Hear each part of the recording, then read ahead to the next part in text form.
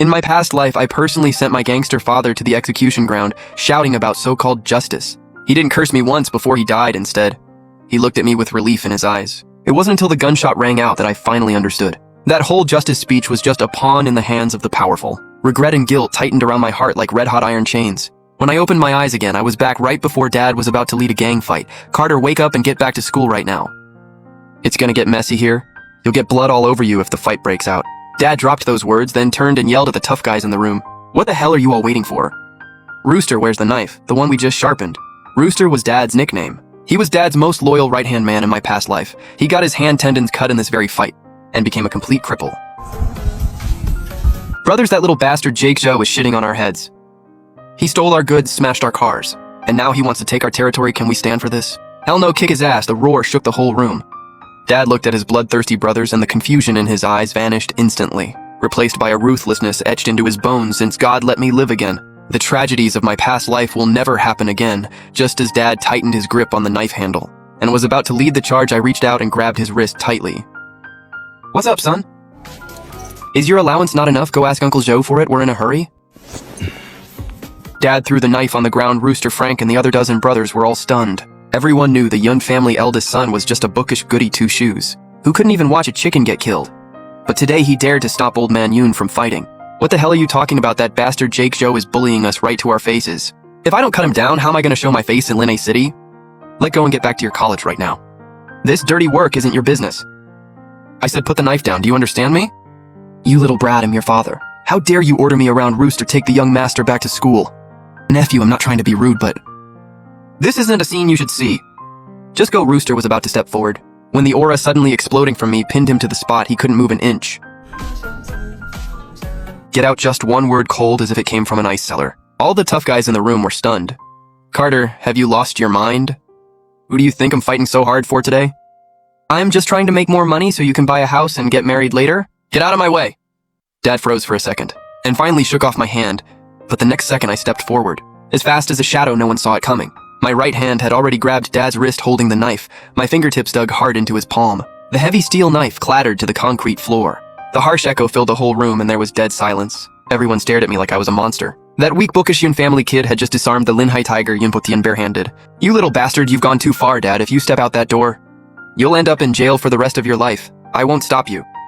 You little brat, you know nothing about the underworld. They're shitting on my head if I don't fight back. Who the hell will call me Brother Pochin tomorrow? All of you get out today. I'll fight anyone who stops me.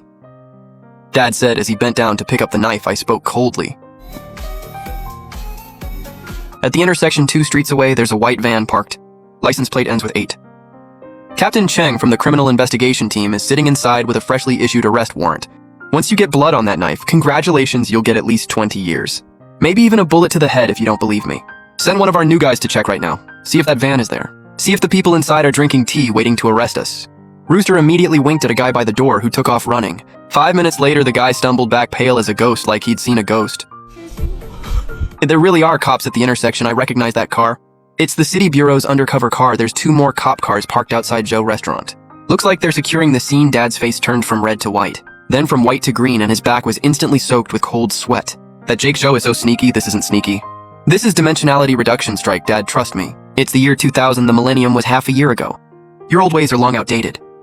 The underworld now isn't about fighting and killing. It's about connections and favors. It's about capital operations and legal loopholes.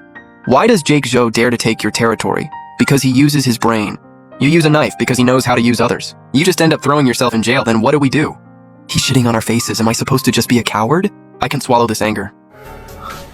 Dad, I'm your son. If someone bullies my dad, I want to kill him more than you do. But let's do it differently. 3 days. Dad, give me these brothers. Give me the company seal. And tell all the brothers to throw away their knives. I won't touch a knife or a gun. In 3 days, I'll make Jake Joe kneel at our door, spit out all the territory he took, and hand over the money too. If I can do it, I'll never interfere in your business again for the rest of my life. I'll even bring you food in jail, nephew. Have you lost your mind from studying Jake? Joe is no pushover. Don't brag. Don't brag too much, I believe you. Anyway, if it wasn't for you today, I'd already be in jail. You saved my life. This company was always meant for you anyway. Do whatever you want with it, son. Right now, all we have is these rough guys. And nothing else. How are you gonna take him down? At that moment, coldness swirled in my gentle eyes. It's easy. Dad, first change your clothes, go buy a suit. The most expensive one the next day at Linhai International Trade Building. This is choking me, I can't breathe. This suit is as tight as a pig binding, I can't even lift my arms. Son, can I not wear this thing? I look like a pimp. This set cost over 8,000, that's enough for my brothers to drink for weeks. It's Armani, wear it, and you're no longer a gang leader from the old town. You're chairman Yunputia and a famous private entrepreneur in Linhae. Then I also changed my clothes. A dark gray custom suit fit perfectly, showing off my tall, slim figure. I lost the bookish look and gained some calm and sharpness. Like a young elite just entering the business world, remember this on the way. When we get to the company, stand up straight and talk less. If you really want to curse, just do it in your head, got it. So Naggy, who the hell is the father here anyway? Soon we arrived at Pouchin Transportation Company. A bunch of big guys were playing cards and bragging in the yard. Oh look, the boss is here. Everyone turned and went silent instantly. Their eyes widened as two men in suits walked in the door. The one in front was broad and muscular. It was their boss Yun Potian. The young man behind him had a cold aura.